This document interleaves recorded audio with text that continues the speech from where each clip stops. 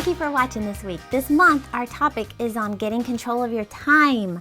Because why? I only know how to speak from experience, and years ago, I was so out of control with my time, wasting time, not even realizing it, but stressed out, running every day, trying to figure out how do I find more time.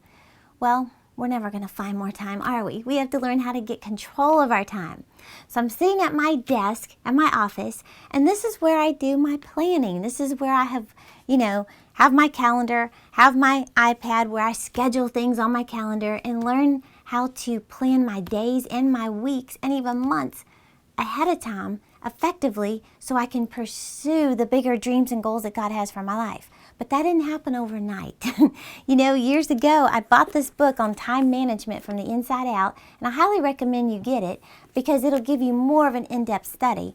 But I did a teaching from it, basically, and it's on 10 tips to find time, for your dreams and goals. So I want you to get this CD and listen to it and then actually do what the tips are, because I am telling you, there is no way I could be doing what I'm doing now because God's always given us more assignments, more dreams, more goals. You've probably heard me say before that there's no neutral with God. We're either going forward or we're going in reverse.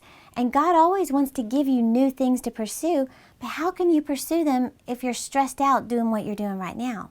So, I read this from John Maxwell a while back. I think it's kind of cute. It's called The Value of Time. Listen to this. He says, to know the value of 1 year, ask the student who failed the final exam. To know the value of 1 month, ask the mother of a premature baby. To know the value of 1 week, ask the editor of a weekly news magazine. To know the value of 1 day, ask the wage earner who has 6 children. To know the value of 1 hour, ask the lovers who are waiting to meet. To know the value of 1 minute, ask the person who missed the plane. To know the value of 1 second, ask the person who survived the accident. To know the value of 1 millisecond, ask the Olympic silver medalist. In other words, time is valuable. Your time is valuable. Your time here on earth is valuable. My favorite scripture from the Word that I try to live by is John 17:4 from the Message Bible. It says, I glorified you on earth by completing down to the last detail what you assigned me to do. Well, I believe God has an assignment for you, and He wants you to fulfill it down to the last detail, but you have to learn to get in control of your time, or you'll never have time to go after those assignments. So some of the tips I want to share with you are just things that I've learned in my personal life, and just because you do this once doesn't mean you've mastered it.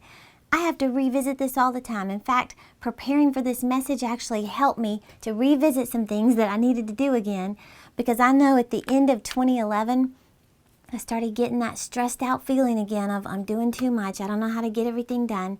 And I had to go back to this because, like John Maxwell says, priorities never stay put. We have to revisit them constantly. So my tip for you today is I want you to make a list of what you do. Make a list of what you do. You might say, that's stupid. Well, I'm telling you some of the tools of the most effective time managers. It's simple. It's just, on your little iPad or on a piece of paper, just start listing what is it that you do. What's required of you in order to just maintain life. And it could be things like pay bills, grocery shop, do the laundry, take the kids to school, exercise, prayer time, cook dinner, whatever, prepare the dinner, go to the bank, clean the house. Whatever those things are that are required of you, make a list because you need to see it. You need to see clearly what is it that's required of you. Take out the trash, all those things. Clean the pool, clean the yard, whatever. And then what about if you have a job, you need to have a separate list too of what is required of you at work. What are those things that only you can do that's required of you? You need to make a list of those things. I have to do this every so often just to realize what are my priorities? What's required of me that only I can do? And I have to see those things so that I schedule time for the priorities like podcast, preparing for the podcast, TV taping, writing articles, preparing messages, traveling, going on the road, recording audio CDs. I have to make a list of those things so I see clearly what is required of me. So I want to challenge you. This is an easy thing to do. It's simple, and you might think that's a waste of time, but it's not. This is going to help you see what's required of you so that you can schedule time for your priorities. The next thing I want you to do this week, this is just a challenge for the week, is number 2, I want you to make a list of your dreams and goals. Make a list of your goals. You know, I could have told you several more tips to help you get control of your time, but I don't want to pass up how much time this may take because you may not be real clear on what your goals are. You know, in fact, Julie Morgenstern, the one who wrote this book, she said one of the psychological reasons why you're not in control of your time is because you have unclear goals and priorities. In other words, if maybe you just randomly say, yeah, I want to get in shape, but it's really not been clearly stated in your mind and on paper that I will lose 20 pounds, then it's kind of just a hazy, unclear goal and priority. Therefore, you're not going to schedule time to get in shape, to lose 20 pounds.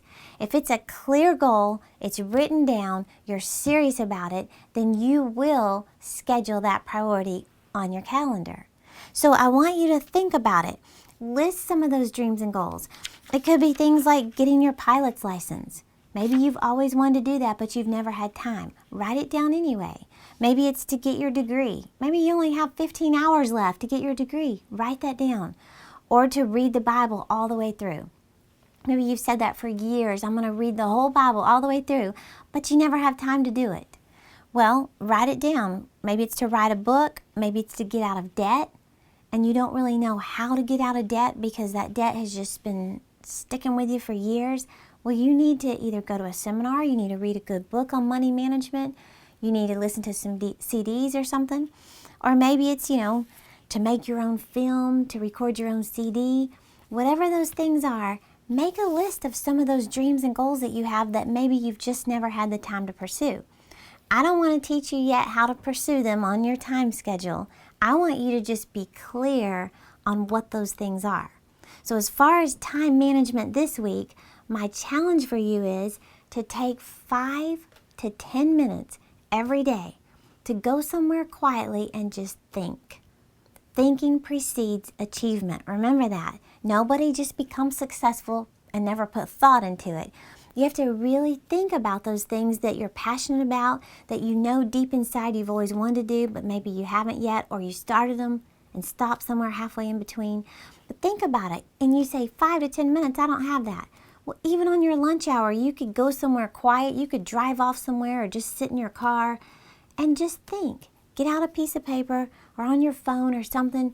Just begin writing some of those things that you know God's dealing with you about. You need to get serious about it. He's ready to move you into the next step.